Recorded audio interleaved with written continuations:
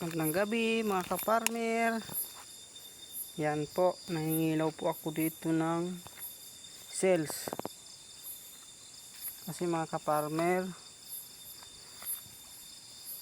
kinakain po ng cells yung ating mga tanim na gulay pag bagong tubo.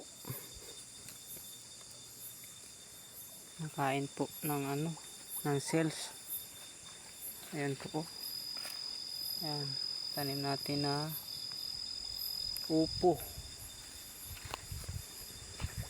Nakaranas na buha kayo ng mga kaparmer yung yung gulay yung bagong tanim pinuputol, mga ganyan pinuputol siya ng hayop.